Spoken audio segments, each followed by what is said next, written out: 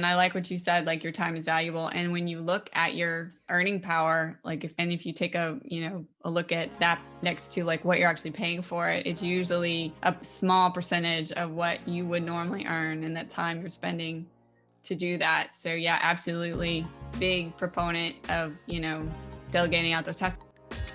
Hello and welcome to the Disrupt the Everyday podcast. We're here to help you navigate life while disrupting the status quo. Our discussions cover a number of topics relevant to everyday life. We discuss everything from relationships to entrepreneurship. We also engage in some difficult but important conversations. And now, here are your hosts, Brian and Tanya Hamilton.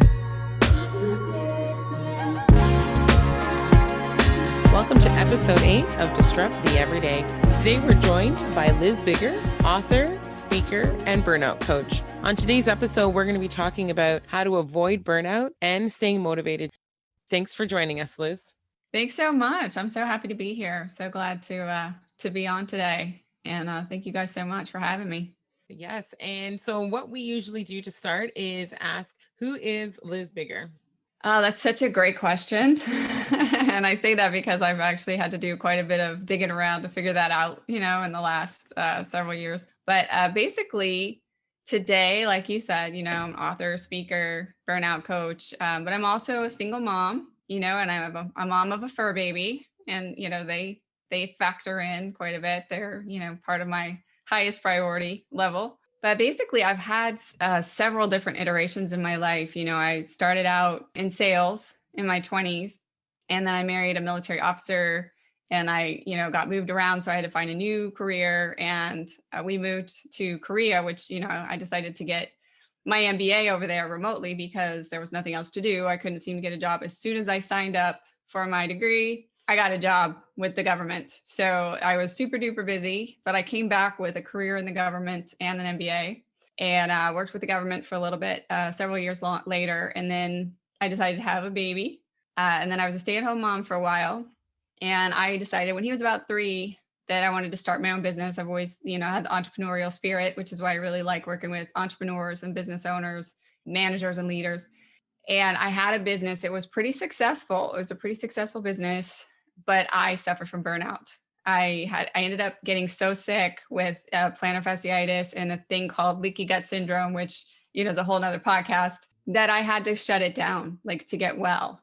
And as soon as I was able to heal, it took a couple of years for me to start getting well, with a whole lifestyle overhaul and change of pretty much everything. I just was on fire. I wanted to help people, and now it's my mission to help as many people as I can to avoid and eliminate burnout so that they don't get to that place where they have to shut down their business just to heal, just to catch it before that happens. So that's pretty much me in a nutshell. Great. So I am really excited to actually talk about burnout, which I guess is a little cliche, excited to talk about it. But the reality is, I think that's where a lot of us are right now. So my first question, I guess, would be, how do you describe burnout when talking with clients? Yeah. Well, I've noticed that a lot of people don't realize they're in burnout because it sneaks up on you, so some of the major, I call them symptoms, but that sounds kind of like a medical term, but it's really just like things that are usually happening with you that you can maybe identify that you have burnout going on is, if you're having like a lack of motivation, like you just can't seem to get going in the morning, like you're used to wake up and you just pop out of bed and go do whatever. And now you're like hitting the snooze like 5 times before you get out of bed. So a lack of motivation, a lack of focus. So just like, and especially right now with like we were talking about a little earlier, everything being in our house, like it's so easy to get distracted by everything. I know for me, I work at home. I've been working at home for a long time, but I go downstairs and I see 5 things that I could possibly go do, but I have to stay focused. I have to get back to, back upstairs, get to work in my office and stay focused. And so, we start getting distracted. Those things that used to not distract us and pull us away from our, what we're trying to work on starts to really distract us. And we start getting really overwhelmed. So when we start trying to split our focus that many directions, we start feeling really overwhelmed. Like we work hard all day long and you go to bed at night, you're exhausted and you're like, what did I actually accomplish today? Like it just doesn't seem to actually get anything accomplished. And you really want to get back to the way you were. Like you just keep thinking like it's going to pass. Like at some point I'm going to get a good night's sleep and then tomorrow it'll be different.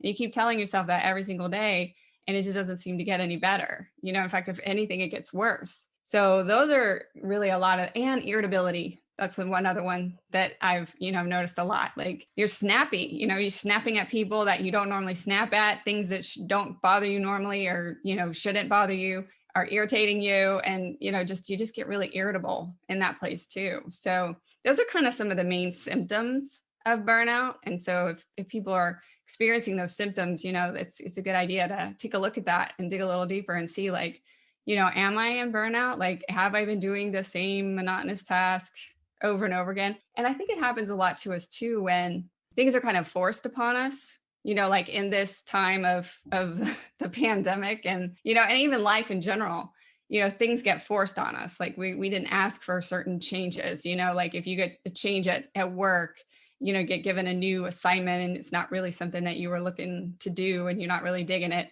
or, having to stay home now all the time and having to work from home and having our kids at home doing virtual school. And I mean, it's just a lot of things that we didn't ask for, we didn't prepare for, and now we're living it, right? So that's pretty much, when people come to me, that's usually the symptoms that are going on with burnout. That's normally how I would describe burnout. And how do you walk through, I guess, the process with your clients when you guys have realized, okay, burnout is the issue? How do you walk through to, I guess, past that? Oh yeah, that's such a great question. So I try to meet my clients where they are. So like I have like an hour long strategy session usually before, like to identify what's going on with them. And usually in that strategy session, we'll find like the top couple of things that are really bothering them.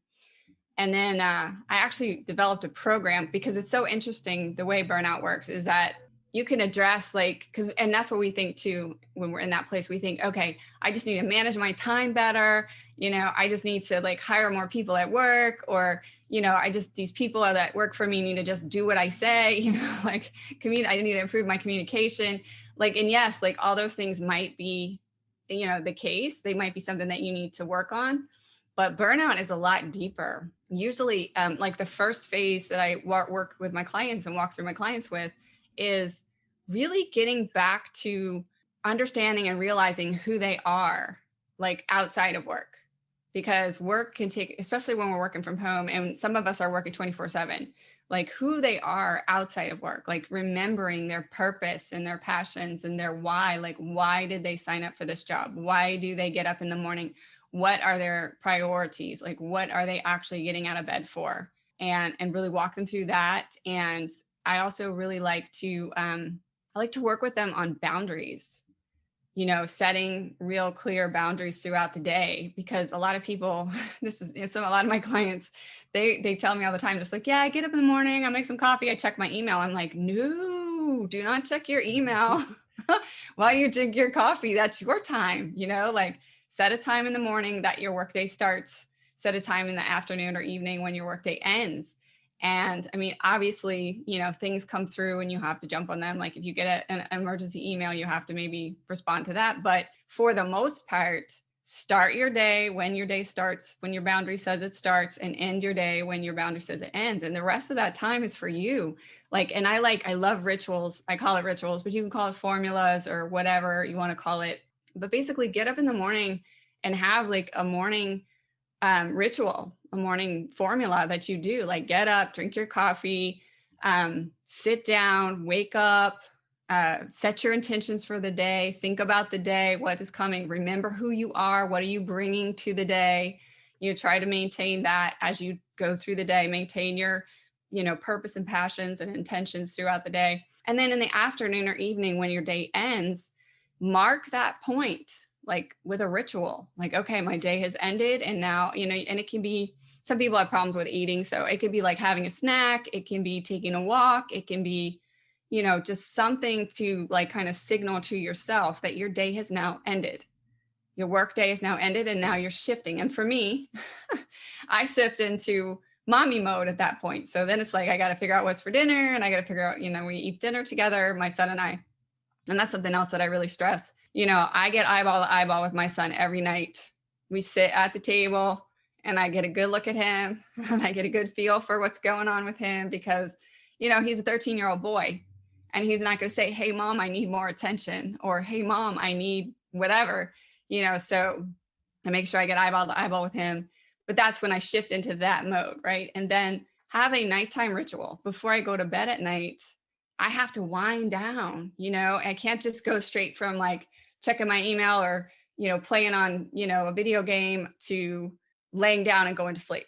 Like it just is not going to work that way. So, obviously I do the wash my face, brush my teeth, do all that, stuff you got to do. But I also like, sometimes I'll journal. Sometimes I'll do a short meditation. I like to read. Sometimes I'll read for just about 10 minutes just to get me nice and calm. And I don't read exciting stuff. I usually read self-help stuff because I love self-help stuff. And it's not boring, but it's not exciting either. So it doesn't like jazz me up again and keep me from sleeping. But that's, so important. So those couple of 3 rituals that we can put into our day, can really, really help keep you out of burnout, because it just really marks the day and it doesn't feel like the day just snowballs and avalanches on you. Right. So, and then I also have a lifestyle piece that I like to talk to my clients about, because a lot of times when we get so busy, the first thing to go is the habits that we know are really good for us, like drinking enough water, getting enough sleep, eating enough nutrition, and I'm guilty, so guilty. Like I'll get busy and I'll be like, ooh, that bag of chips looks good, and that'll be my lunch. And like, no, that's like terrible for me to do in the long haul. Like I can do that every once in a while, but day to day, like that is just a killer. Because and also if I'm not getting enough sleep, because when I am tired, I will make poor choices.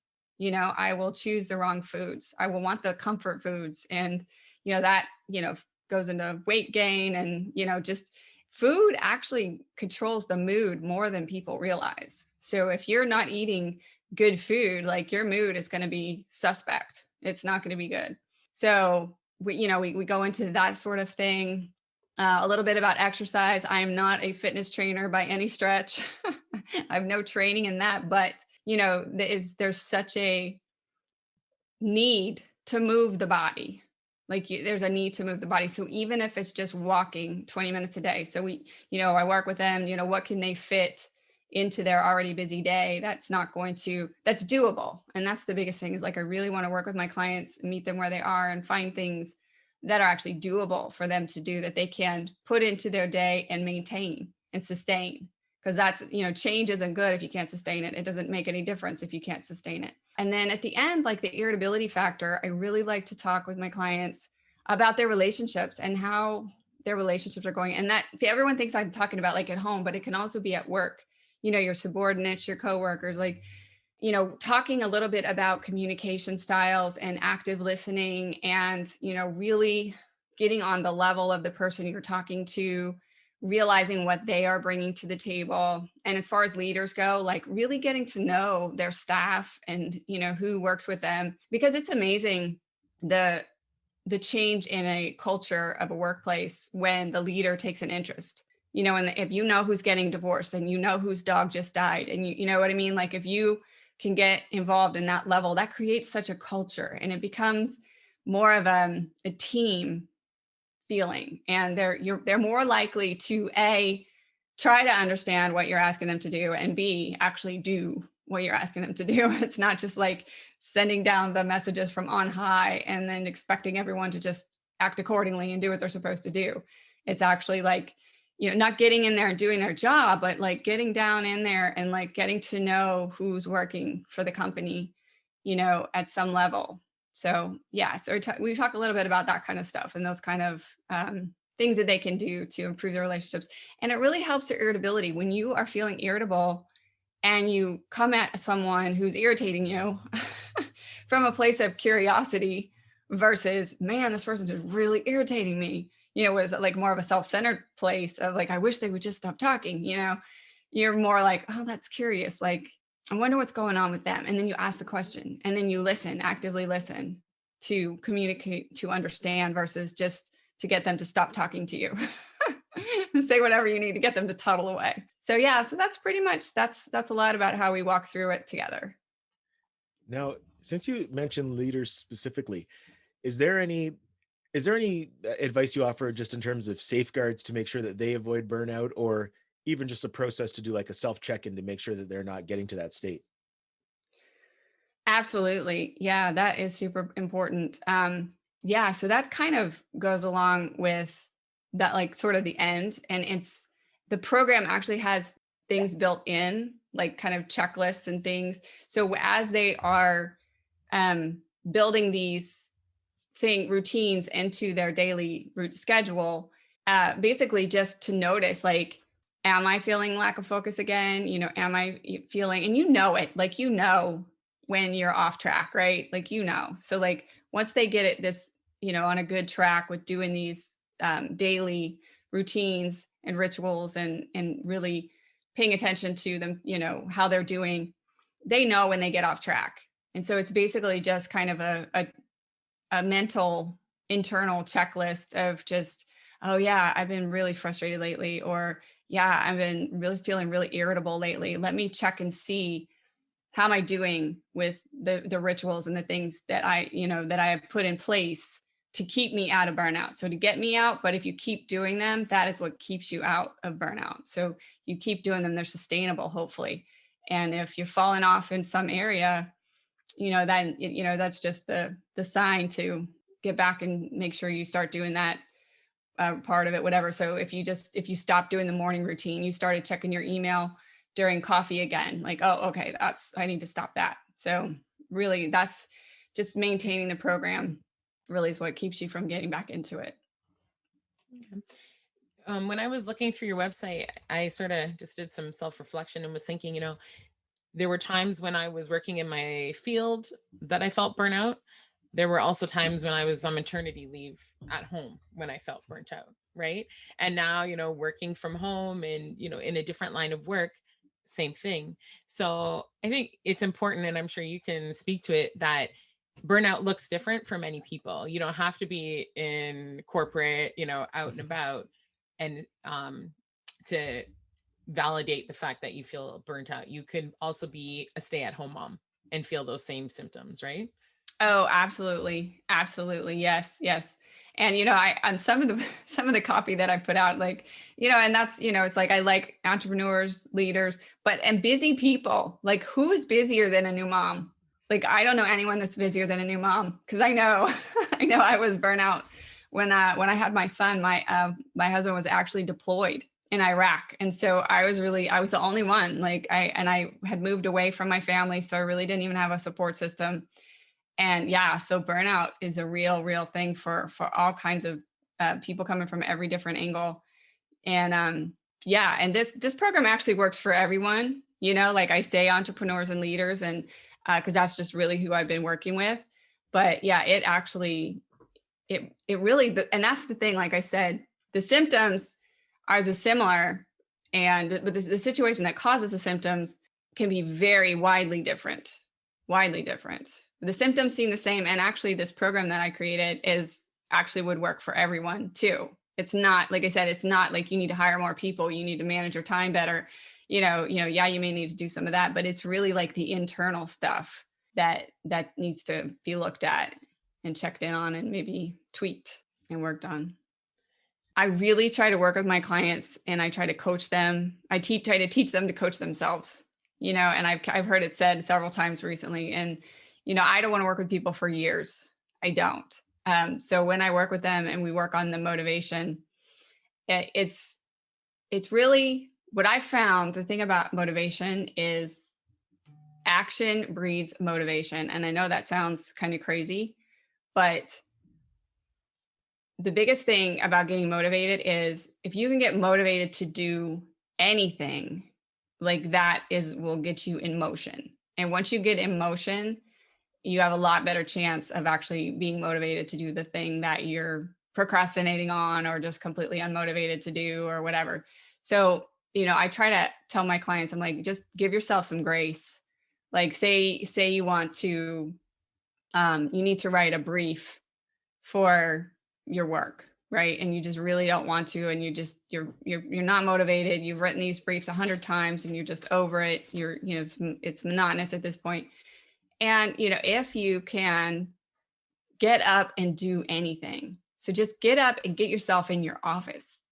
And I trick myself. I teach my clients to trick myself. I'm like, if you can just get up, get in your office. Getting off the couch is really the hardest part, or off the wherever you're at, like out of the break room or, whatever. If you could just actually get to your office or get to wherever it is you need to do this work, and tell yourself, this is what I tell myself, just tell yourself, I'm going to do this for 15 minutes. I'm just going to work on it for 15 minutes. And then I'm going to go do something else, and then I'll get a cup of coffee, or then I'll get a whatever.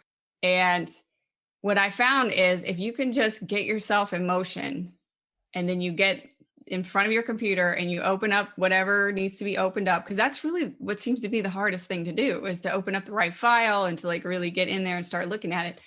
And if you start working on it, 15 minutes flies by, but you're already working on it. So you're like, I can do another 15 minutes. I can do another half an hour. I could do another, whatever, or I can finish it, And if you really cannot get yourself even to get up in your office to open up the file folders, I do this to myself all the time. I'm like, I think of something fun I want to do in my office, like something creative. And I'm like, yeah, okay, well, I'll go work on that. And once I get done with that, then I'm like, I'm already in my office, computer's already open. I'm like, yeah, I can pull that up and work. You know what I mean? I trick myself. It's like, just get yourself moving. And, there's a lot of schools of thought out there too, that, movement is also a really good way to get motivated. So if you don't want to work on the brief or whatever it is you're doing, go walk around the block, just get moving. Just go walk around the block. And I find usually when I'm walking around the block, or my clients just tell me the same thing, like things start coming to them like, oh yeah, I could put that in the brief, or I could do this, or I could do that. And by the time you get done with your walk, you're kind of jazzed up. You're like, oh yeah, okay, I got that. And now I know what I'm going to put in the brief. And now I just want to get it down, I want to get it on paper and get it going, So the biggest thing about motivation is just getting emotion, has been my experience. So. Yeah, I can agree with that. Like for me, my biggest thing right now is still getting up every morning to have my workout. It may not be as intense every day, what have you, but it's like, okay, I know that if I can still do that, I'm still like in good shape. And I don't mean physically, I mean mentally, right? Like I know that as soon as I stop that and press snooze, right? Because it's setting you up. But also the self-talk. Like yesterday, I sent my best friends a text. I'm like, I'm not feeling motivated today. Like my motivation is really diminishing, right? And I get like what I've done on those days is just really make my to-do list, like really shrink it. So you want to still feel, I guess, that you're getting things accomplished, but before where it would be 10 different things and projects and all that, like yesterday was just a few things and it was very basic. And I say like those are coasting days, right?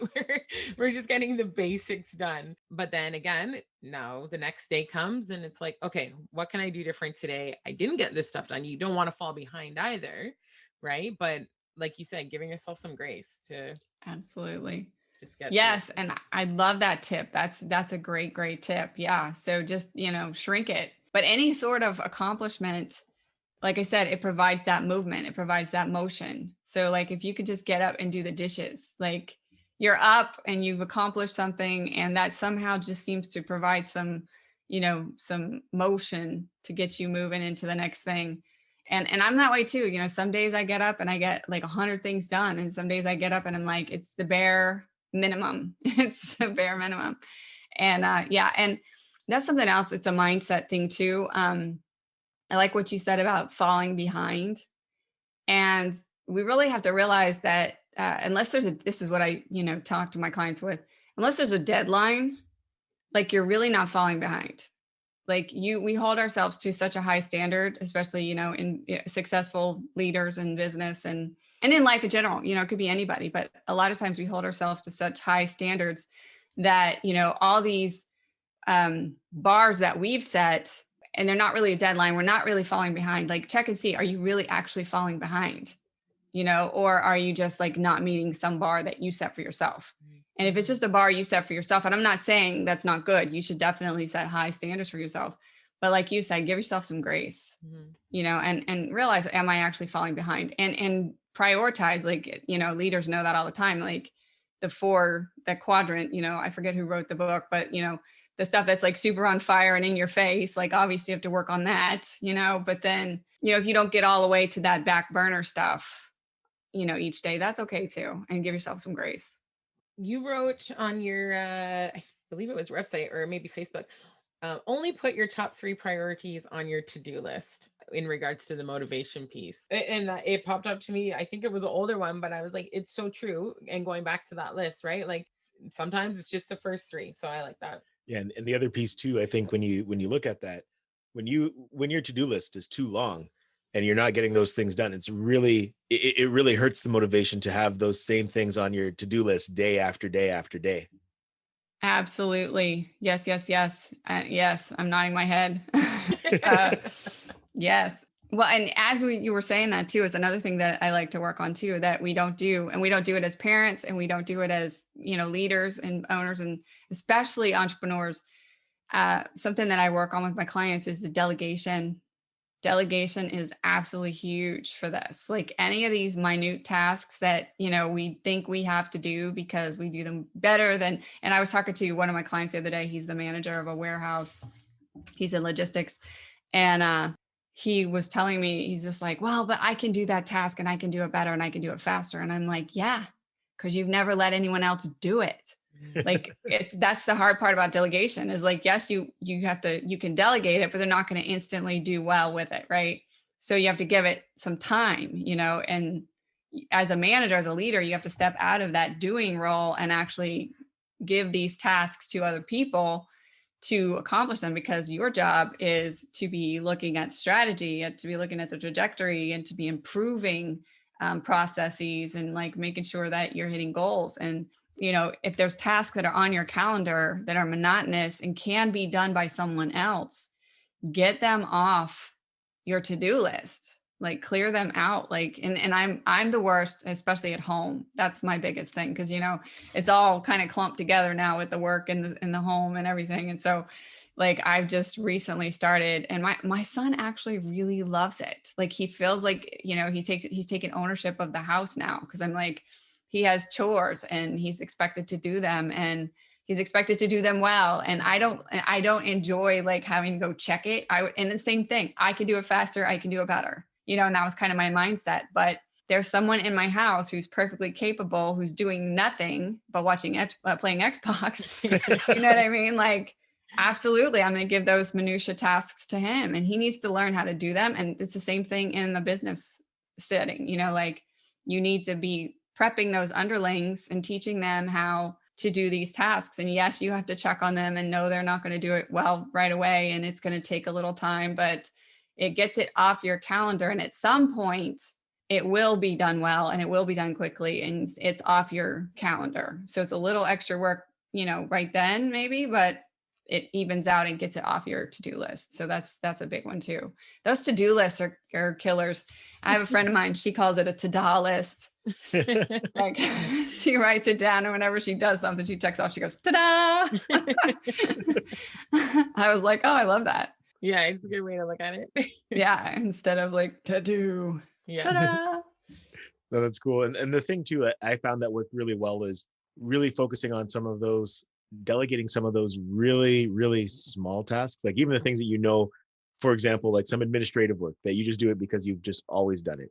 Even if someone can do it 70% as well and you have to check on it after, at least you haven't had to do it. Like, exactly. Say if it's paperwork that's going to take you an hour to do, but you may, if you check it and there's a problem on it that you have to fix, you're spending 15 minutes versus an hour, and eventually it's going to turn into you don't have to touch that at all.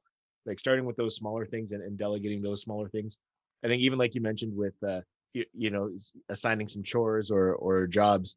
One of the things with one of our kids that they're doing right now is vacuuming. So he's taking over vacuuming, which again, we could do a better job of it. But now if I have to come behind him and just vacuum up a small area where he missed something, I didn't have to vacuum that whole room.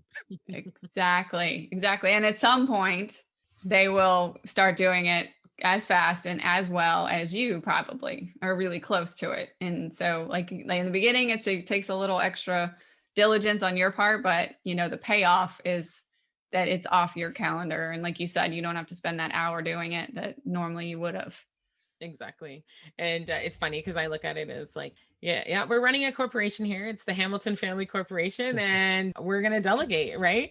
And it's so true, like you said, about taking ownership. So yes, at the beginning, teaching them how to fold laundry, but it's the same. You look at it in a household or an office setting, they're, you're working for something, right? And you're putting in some time, and it's going to really end up benefiting you in the long run and the business, what you're trying to do, right? So it actually benefits all of us that I don't have to take my whole day running around and doing all these, tasks around the house, right? And it teaches them in the long run. So I'm a very big advocate of delegating. And it's something that I know has helped me, because at first when I was home, I'm like, oh, I can do it all because I'm home. And then I realized, no. It's actually backfiring, because then I had one say, but you can do it. And then I was like, no, actually I can, but I'm not going to. Right. Exactly. So it's just, yeah, it's all, fine tuning, but it works out in the long run. It absolutely does. Yes. And that's part of what contributed to my burnout when I got so sick with my business, because I actually had a business in town. I wasn't working at home at that point, and I had a commercial location, and I had to go to the commercial location. And I transitioned into being an entrepreneur from being a stay-at-home mom. And so I had been doing everything at the house, and that was my job. And then I started this business, and I still had it in my head that both were my complete responsibility. And I basically just ran myself into the dirt. My son was too little at that point. He was only like 3 to really do it, but I could have asked my ex-husband to do stuff, and I didn't. So, that was on me. But so these are like, and almost all of the stuff that I work on with my clients are things that I learned because I went through it. Usually how it goes, right? Right. Absolutely. But it's the best people to learn from. So for sure. Well, and I think the other thing too is that your time is valuable. So if you can, even if you can offload some of those home tasks, like if you have to bring in somebody to clean, and it's, you can get a reasonable, you can do it at a reasonable cost, you're getting that time back. So you can either just take that time to, basically not have to do that, or invest that time in your kids or your family, what have you. And I think that's something that mentally is challenging for a lot of people to get over. But, any of those tasks, like right now, people are, I've heard this before, where people say they want to go get their own groceries. But now, we were at the point where we couldn't for a while. You had to either do the curbside pickup, so people were leveraging that a lot more and realizing, hey, this is great. I know this is something I could do on my own, but now, this saves me this much time. It's worth, I don't even know if there's a cost to that, because we haven't really leveraged that. But, if there's a cost to it, that's something that's, something I would definitely like to offset, or laundry, things like that. Some of the smaller stuff, if you can, bringing somebody in to do that, it can be valuable just to free up that time.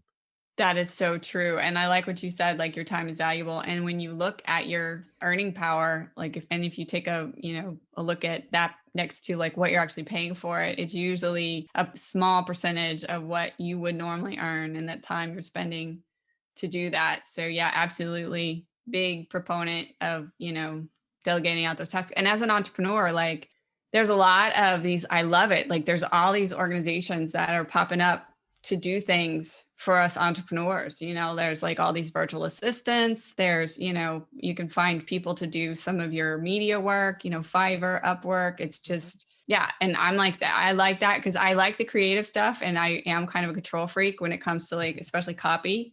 I like to write it all myself. I'm a writer. I love to write. But at the same time, like I have a guy who puts stuff up on my website for me. I mean, I write it, but he puts it up there, because the time it takes for me to upload it onto my website is ridiculous compared to, he can get it done in like half an hour. Right. And I'm going to take like 2 hours because it's not a skill set that I'm great with. So absolutely, and there's just a lot of places for us to, get that off of our to-do list for sure. Yeah. And that's one thing I found valuable, as well as finding people who can do that same task and maybe do it better and do it cheaper. One of my previous employers, there was this form that I had to complete, and it took upon like hours upon hours every month to do this form, because the administrative piece wasn't my strong point. So, I basically, the way I was able to get somebody to help me out with this, I showed my boss, I'm like, this is how long it takes me to do this form, and this is how much you pay me on an hourly basis. You can get someone to do this for minimum wage. They could probably actually do it better than me. And so we were able to, I was able to get approval for that, to hire somebody to help with some of those tasks.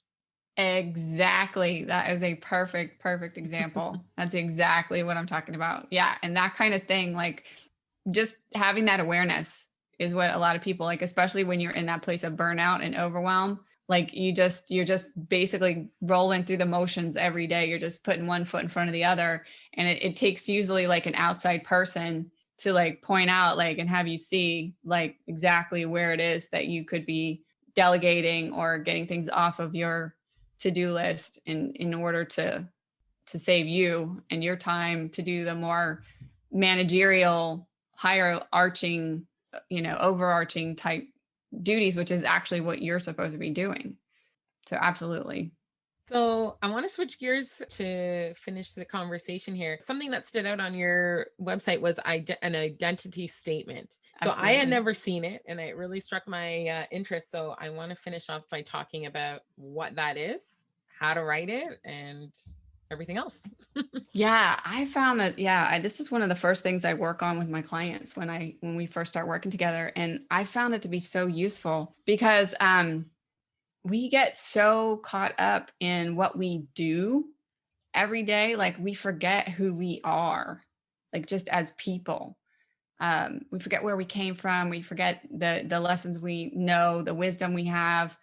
And I like to, it's basically a worksheet that I do with them. And it includes things like personality traits, physical attributes, aspirations, like what are you actually aspiring to? Are you trying to change lives? Not just like I need to make a paycheck to eat. It's like, what are you aspiring to? Are you aspiring to disseminate wisdom? Are you aspiring to change lives? Are you aspiring to, make a difference in the world? Like what is it? Really helps people remember their why too. Like, why are they doing what they do every day?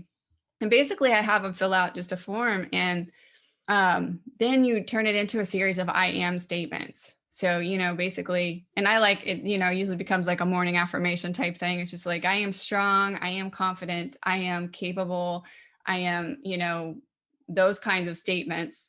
And, and I am a spiritual being, I am, just those kinds of things. And so I like to have them write that out in like a series of I am statements. Some people are Christian, so they're like, I am a Christian woman, I am a Christian man, I am, a child of God. Like, and if you're not Christian, that's fine too. But like those kinds of things the people need to remember about themselves. And I tell them to keep it on their desk. And if some people have laminated, some of my clients have laminated it, and they keep it on their desk. And so, and part of like their morning ritual is like they sit down and you read the statement, and then you remember like, who are you? Like, who are you bringing into this day? And it's been really helpful to keep them like focused and bringing the energy that they need to bring into the day, bringing that, staying in that go-getter place. You know what I mean? Because especially when you start a business and it's really exciting in the beginning, like you start a business and you're like, oh, so exciting. Or you start a new job and you're like, oh, so exciting. Like I'm going to hit these goals. I'm going to smash them. I'm going to run this organization so well. And, you get really excited and jazzed up, and you smash the goals and you hit all the targets and you're like really jamming. And then you've been doing it for, however long, 10 years, and you're just kind of like, smashing targets. Yeah, I'm going to run this company. It's just, you need something to remind you like who you are in a day. And it also helps you remember that you are not your work, because that's something else that we get confused about too. If things don't go well at work, we tend to just have a whole complete bad day, but if you remember that, you're all these things that don't have anything to do with your work, then you're going to, yep, I had that meeting didn't go well. Yeah. So got to let that go, but I'm going to move on into the next part of my day. And I'm not taking that with me. You know what I mean? That was just one meeting. That wasn't me. That doesn't, you know what I mean? It's not me. So that really helps a lot too. I love that. Now, in terms of your program and, everything that you're working on your website, do you want to tell us where we can find that and, kind of an overview of how the program itself works? Absolutely. Yeah. So my website is lizbigger.com. So if you want to find me there, and I'm also on LinkedIn, Facebook, and Instagram. And my handle on all three of those is Liz Bigger Coaching. And my program, the way it works is normally when clients find me, we schedule a strategy session, which is about an hour long. And we just kind of, get together and talk about like what's going on with them, what's going on with me, make sure we're a good fit, and see if they're, in that place of burnout and looking for a solution. And then my program is about 3 months long, and we meet once a week. It's kind of an intensive once a week program. So we meet once a week for about 90 days. And usually by the end of 90 days, like they've got the program pretty well. They've got, like I said, the different things that we institute into their daily routine. We've got those pretty well set. I like to have kind of a follow-up with them. Like if they want to continue with me, we can. If there are a few things that they haven't quite gotten the hang of and they just want to keep, some sessions, we can space those out and like add those on to the end. But it's usually about 3 months. And I like to follow up with them, after about 60 or 90 days afterwards, just a kind of a tune up, just to see like how they're doing, make sure that everything is still going well for them, and they don't have any obstacles or blocks or things haven't like gotten snowballing and avalanching again. And usually that's how it goes down. I do stay in touch with a lot of my clients too. And if they ever need like a spot session, just, hey, I'm feeling really off or whatever, we can set something up like that too, because I really do. I'm very invested in the solution for them. I'm very invested in them getting out of burnout and eliminating it and avoiding it in the future. Awesome stuff. Well, thank you so much for having the conversation. We appreciate it. And again, I think this is very valuable and timely information. Thank you so much. Thank you, Tanya and Brian. Thank you so much for having me. It was fun. It was a really good time. I'm so glad that we got to do this, and I'm grateful to be here. Thanks for listening to the Disrupt the Everyday podcast. For more ways to listen, connect with us on social media. To be a guest or to partner with us, check out our link tree at Disrupt the Everyday. Join us next time for more ways to disrupt the everyday.